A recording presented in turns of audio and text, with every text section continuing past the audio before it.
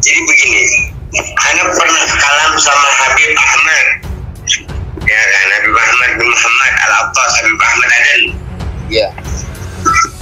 Beliau ngomong, kami tidak menyalahkan yang ada di Aceh, keturunan yang ada di Aceh, dan kami pun mengakui kami salah. Kenapa? Kami tidak mencari data yang ada di Aceh, dan yang di Aceh tidak pernah mengkonfirmasikan datanya ke Robito. Jadi di sana bahasanya miscommunication. Enggak, sebetulnya enggak miskomunikasi. Dulu waktu saya di Gabus, ya, ketika saya ditanya tentang Sadah, ya kan, terus saya bilang saya keturunan Sayyid, tapi saya nggak tahu marganya, kan gitu dulu. Nah, akhirnya saya bilang, Santi, saya akan pulang ke Aceh, saya bawa manuskrip, kan gitu, ya kan. Lalu saya pulang ke Aceh beberapa tahun kemudian, saya ambil fotokopi manuskrip yang ada pada keluarga kami, kan. Lalu saya bawa ke Gabus, ya kan. Kiai Nana juga melihat, gitu loh. Nah, sampai pada saat itu saya diajak ke Alidin, ya kan, untuk memverifikasi. Ternyata, ya kan, catatan tersebut tidak pernah diberikan satu jawaban tanpa ada bentuk satu penelitian. Lalu pada masa ketika Habib Mustafa bin Sahab masih hidup, saya diajak ketemu ke Alidin Zainal Abidin Assegaf, ya, NA, ya. Habib Mustafa Furgan. Iya, Mustafa Furgan, benar. Nah, setelah ketemu sama Ali Zainal Abidin Assegaf, ya, beliau mengatakan nasab ente majhul, kata dia. Saya jawab, bagaimana engkau menyatakan nasab saya majhul tanpa engkau teliti? Ya, karena nasab kamu tidak ada dalam catatan buku nasab kami. Oke, itu hak antum. Tetapi kami dalam silsilah keluarga jelas kami Sadah, gitu, yaitu tahtal bahas, kata beliau. Ya, seserah. Lalu bagaimana, apakah Anda siap untuk menghapus data-data nasab kami di keturunan kakek kami di Aceh? Apa dia bilang? Kami nggak bisa begitu. Terus bagaimana status saya? Kalau Anda Sayyid, ya sudah, jalanin ke Sayyidan antum. Yang penting jangan jual nama-nama nasab. Oke, siap. Sebatas itu. Nah, artinya di perkembangan di masyarakat, saya difitnah, ngaku-ngaku Sayyid, tapi saya bukan orang bodoh. Setiap orang bilang begitu, saya tanya, aku tahu semua nasab-nasab Ba'alawi. Cuman saya nggak berani pada saat itu mengungkapkan sebenar-benarnya. Dari dulu saya bilang, Ba'alawi satu masa nanti akan meledak. Perhatikan saja. Itu boleh tanya sama Ustadz Najan. Jauh sebelumnya saya sudah sampaikan sama dia. Gitu. Jadi persoalan ini sebetulnya, ya, jangan dipahami dengan cara yang tidak bijaksana gitu. Kalau kita sebetulnya juriat Rasul dan punya data, ayolah kita diskusi dengan bijaksana, dengan saling membawa makalah-makalah ahli nasab. Kita kaji bareng-bareng kitab-kitab nasab. Apabila memang benar secara kaidah nasab Ba'alawi tidak ada, ya terima legowo gitu, Tuan. Dengerin. Kemarin kan daripada hasil debat yang ada di Banten kemarin, kan sudah jelas bahwasannya tidak terkonfirmasi bukan berarti tidak ada orangnya. Oke, itu kan jawaban dari saya, kan nggak dikasih kesempatan, dipotong. Saya sendiri ngelawan diskusi berapa banyak orang. Sekarang gini, tidak terkonfirmasi artinya tidak menyebutkan nama, bukan berarti tidak ada. Begitu kan bahasanya kan? Oke. Pada saat saya menjawab, tidak disebutkan, selama tidak ada kebenaran dari apa yang disebutkan, itu namanya majhul, kata saya. Oh, nggak bisa begitu, dibantah. Sehingga kata-kata tersebut di dalam rekaman itu nggak ada. Jadi itu terkesan rekaman dipotong-potong gitu. Makanya pada saat diskusi di Banten itu, sebenarnya di situ tidak ada kalah menang karena itu bukan diskusi tetapi debat kusir akhirnya. Maka saya minta kepada mereka di akhir. Oke, pribadi cuma hanya duduk ngobrol ambil ngopi. Ya, itu lebih condong ke situ ya. Kalaupun saya bilang debat kusir itu asumsi saya, tapi kalau asumsi antum semata debat sambil ngopi, oke, nggak masalah, no problem itu, ya kan? Nah, Imat ini hadir, kemungkinan besar kalau Ki Imat hadir, ya kan? Kalau Ki Imat hadir nih, maaf ya, Ki Imat hadir, teman-teman lain yang ahli ilmu semua yang ada dalam catatan kami hadir, hari itu juga sudah rungkat kalian. Tetapi Kiai Imat nggak mau hadir dikarenakan tidak ada satupun perwakilan Rabithah yang mampu menyatakan satu pernyataan kalau kami salah, kalau kami lemah dalam data, maka kami siap gulung tikar daripada ngaku sebagai sadah Rasul. Itu pernyataan itu yang kami perlukan sebetulnya. Namun karena tidak ada satupun perwakilan dari Rabithah, maka Kiai Imat nggak mau datang. Tapi 6 bulan ke depan saya akan memaksa Kiai Imat berserta saya dan beberapa banyak orang lain untuk diskusi di Rabithah. Menurut antum, ya. Antum bawa semua. Gimana? Iya, antum bawa semua orang yang menurut antum ahli kitab, ahli nasab, ahli ma'usorot, semua antum bawa. Oke, ya siap. Ntar kita hadirkan semua. Justru jujur, apabila antum bilang para Bahlawi ini bakal rungkat, karena siap pulang ke Yaman. Alhamdulillah, mantap, mantap. Iya dong. Iya, mantap. Ya. Dan apa konsekuensinya apabila antum yang kalah dalam? Ya, konsekuensi kami kan sudah jelas. Apabila kami dalam istilah diskusi ilmiah data kami lemah dan tidak terverifikasi kebenaran dari data kami, pertama, saya secara pribadi dan saya akan mengajak Kiai Imat untuk islah dan syahadat atas tuduhan itu. Asyhadu an la ilaha illallah wa asyhadu anna Muhammadar Rasulullah. Satu. Kedua, kami sebentar. Kedua, kami akan mengadakan kenduri, kalau bahasa Aceh itu kenduri atau tasyakuran besar untuk minta maaf ya kepada semua habaib yang ada di seluruh dunia, bahkan secara terbuka, walaupun mereka nggak hadir, khususnya yang hadir bahkan yang tidak hadir disiarkan secara media. Artinya itu posisinya dalam syariat disebut dengan ta'zir.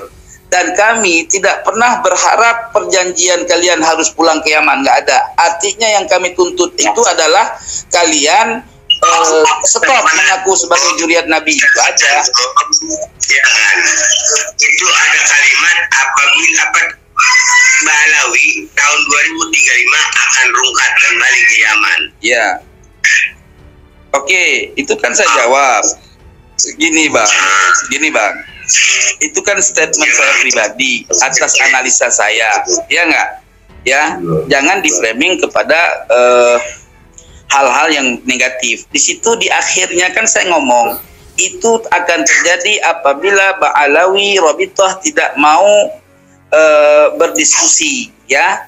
Tapi di akhir, kenapa ketika Ki Imat ya kan mengatakan bahwasannya para Bahlawi wabil khusus habaib sekarang diwajibkan DNA kalau ingin mengakui dia darahnya Rasulullah, mengalir darah Rasulullah. Sekarang begini, Anda mau menanyakan sama antum, apabila kita makin mahal karena hukum itu terbagi 3, ada hukum akli, ada hukum syar'i, ada hukum adi. Iya. Nah. Akal itu 5 hukum, bukan akal dihukumin. Iya betul. Terus yang jadi persoalan dengan tes DNA itu apa? Sekarang kalimat tes DNA, yang namanya tes DNA ini kan mengambil sampel darah. Oh nggak mesti sampel darah. Nah, mesti itu kan makanya kita nggak usah berbicara soal DNA. Gini Tuan, kita tidak perlu membicarakan soal DNA. Aku nggak paham DNA, engkau pun tak paham soal DNA. Kali kan mengatakan harus tes DNA. Ya itu tuntut aja sama yang menuntut. Saya kan nggak menuntut tes DNA. Saya menuntut uji nasab. Betul nggak? Betul nggak Tuan? Dengar itu tuh. Ya, Anda ya. ngomong. Oke. Kasih Anda ngomong benar. Lanjut. Jadi apabila tes DNA, contohnya seperti ini. Ketika Anda menyalurkan darah Anda ke antum, apa antum menjadi gen Anda? Kan enggak. Saya nggak paham. Itu saya nggak paham. Ya. Saya nggak paham DNA, jadi saya nggak bisa mengomentari. Daging sama seperti gula dan manis. Apa antum bisa beli gulanya doang, nggak beli manisnya?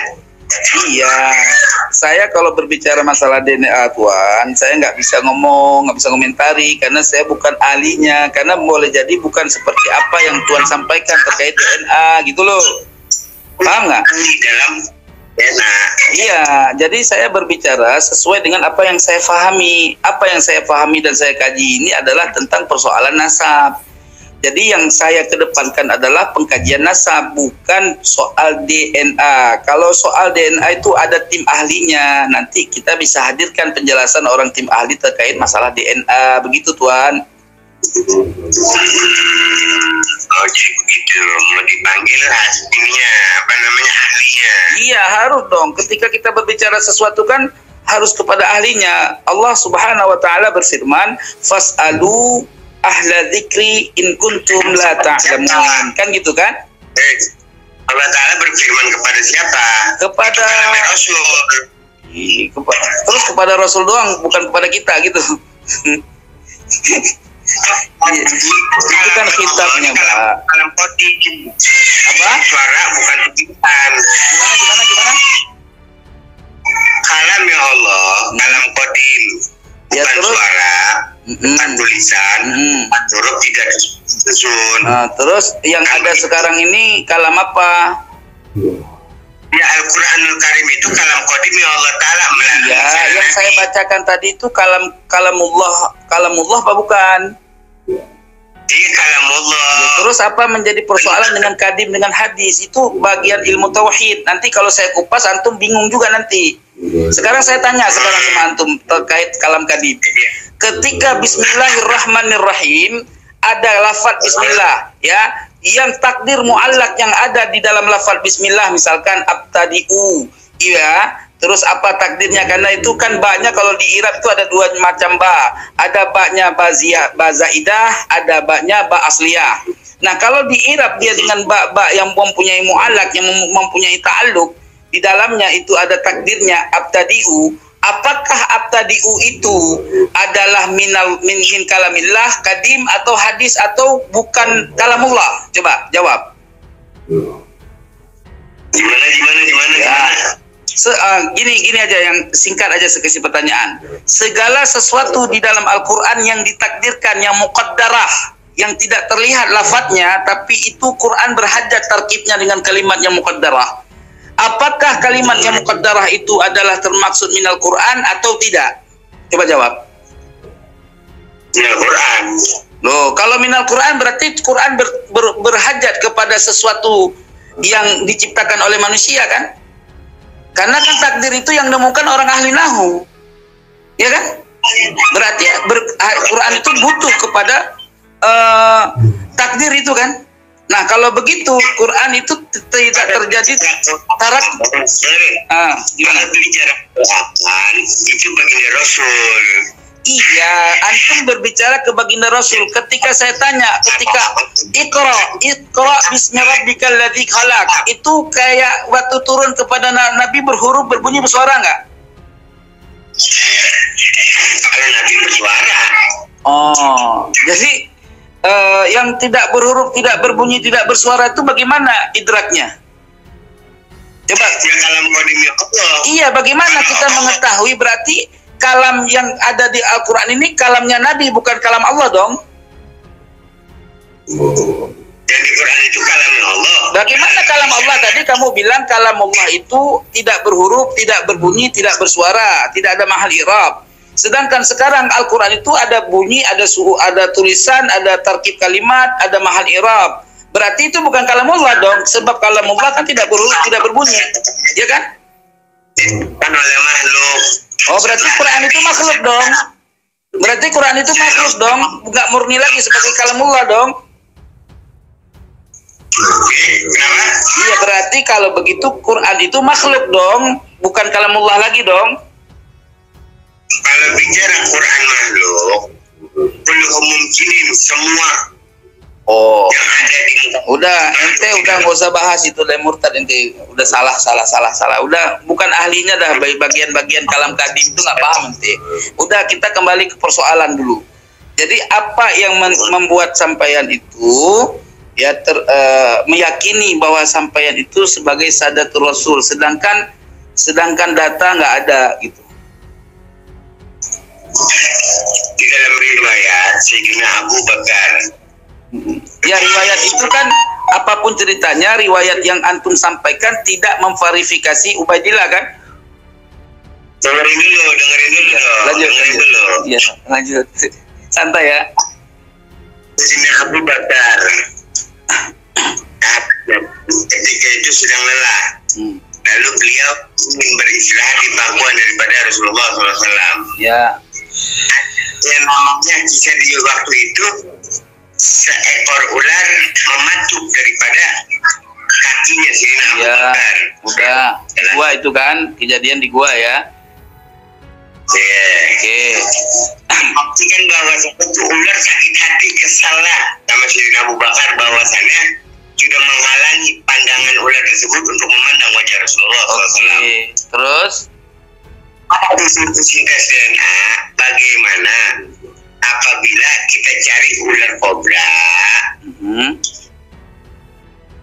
kalau memang itu syahada atau tidak, kalau memang itu keturunan Rasulullah atau bukan, silakan taruh ular kobra 10 lah.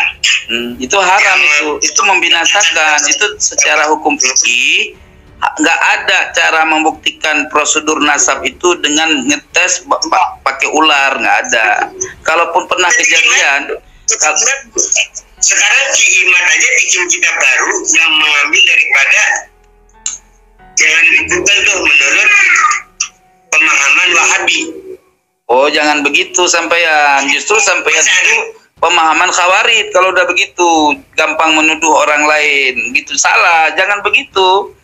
Jangan Anda terobsesi bahwa setiap karya orang itu dia menyontek dari karya orang lain. Itu salah. Anda sudah berburuk sangka. Di situ adalah letak bahwa Anda ini diragukan kesadaran sampean, keturunan seorang Rasulullah, keturunan tar dulu. Keturunan sebagai keturunan dari zuriat Rasulullah itu ternafi akhlak buruk, husnuzon yang ada di dalam hati mereka. Tidak ada suudzon, nggak ada. Jadi berbaik sangka aja. Kami aja, saya aja nih selalu berbaik sangka.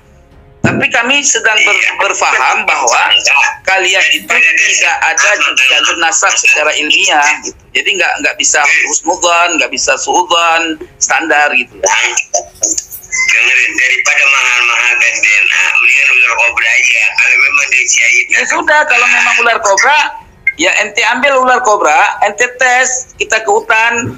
Ya ente aja yang tes, dipatok nggak sama kobra kan gitu. Kalau nggak dipatok, ente ngaku syahid juga. Sekarang ente aneh nggak punya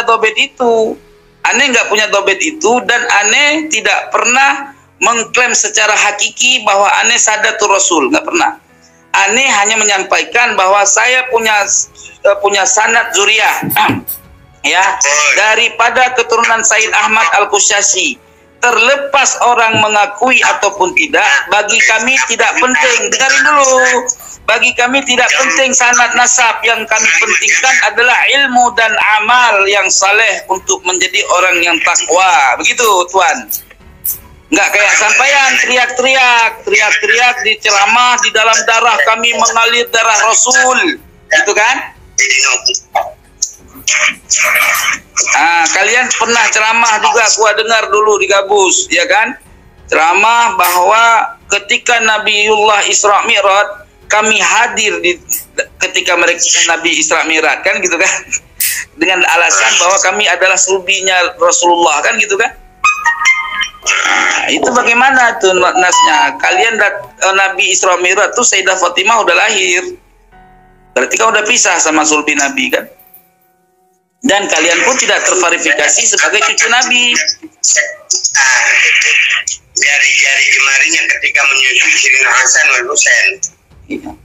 Oh iya benar, kalau Sayyidina Hasan wal Husain ya memang cucunya Rasul. Sampean ini dari mana jadi cucunya Rasul?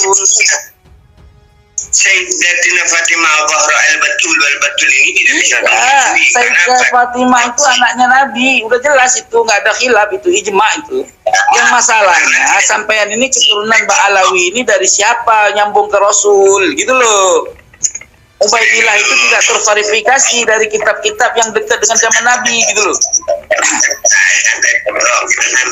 Iya, ini kayak santai saya. Tidak boleh, nggak baik. Istighfar, astagfirullahaladzim. Astagfirullahaladzim. Saya senang sama Tuhan ini. Saya senang.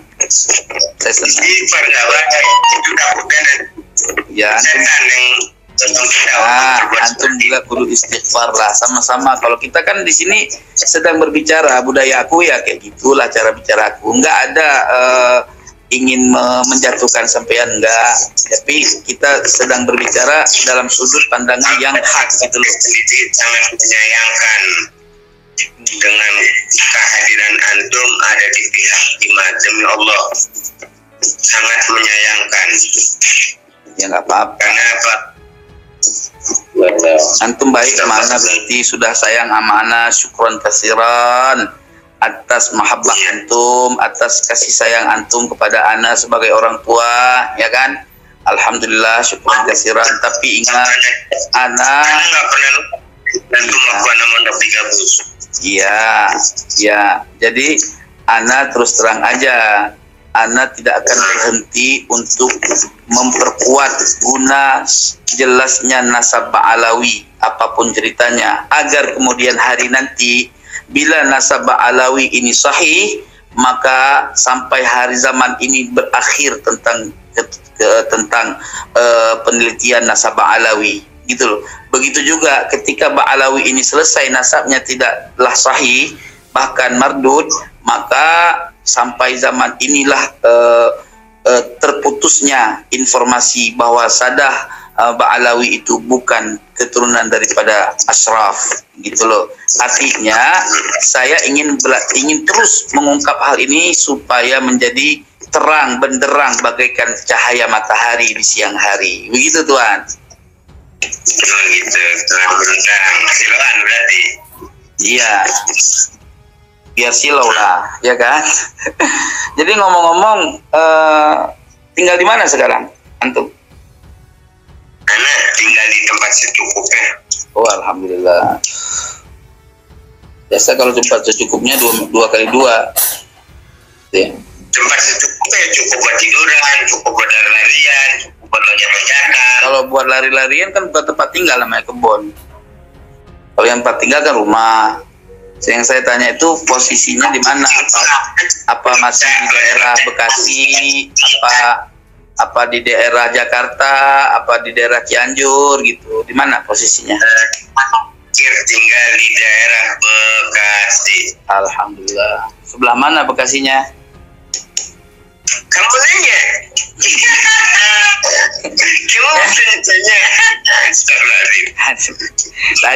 Tadi bilang orang suruh istighfar, ya kan? Nggak usah marah-marah, nggak usah ngenyel. Sekarang sampean sendiri yang nabrak, gimana sih? Enggak, kan antum nanya, kan anak nggak mau kita ini, ya membuat senyum seseorang itu ibadah. Iya. Jadi ngomong-ngomong, di situ udah azan maghrib belum? Bentar lagi maghrib. Kalau di saya udah azan maghrib ini. Jadi kalau di antum udah maghrib, antum di kampus ya? Masih campur udara ya? Masih ya. Ngopi-ngopi lah kesini, kita bahas secara baik-baik ilmiah, biar saya juga dapat hidayah kalau memang antum benar, ya kan? anak selalu mendoakan antum, ya kan? Iya, jadi kalau memang nanti kebenaran itu benar terungkap di otak saya, maka saya orang pertama yang akan menentang Kiai Imad. Tapi ingat, kalau tidak terungkap, saya akan bela Kiai Imad sampai titik darah penghabisan. Begitu, Tuan. Wah, salah. Jaher. Oke. Dan Imad. Ya, panggillah orang dengan nama yang santun walaupun berbeda hari ini pandangannya dengan kita. Yang penting kita belajarlah berusaha bijaksana dalam segala sesuatu. Demikian yang mungkin dapat kita bicarakan, wahai Tuan, di sore hari ini. Insya Allah kita akan selalu dalam rahmat Allah dan selalu dalam kasih sayang bagi Nabi Yaumal Qiyamah. Amin ya Rabbal Alamin. Saya undur diri dulu, nanti kita lanjutkan. Silahkan disimpan nomor saya. Kalau ada waktu kita bisa berkalam-kalam kembali. Wallahu muwaffiq ila aqwamit thariq. Al-afu minkum. Wassalamualaikum warahmatullahi wabarakatuh.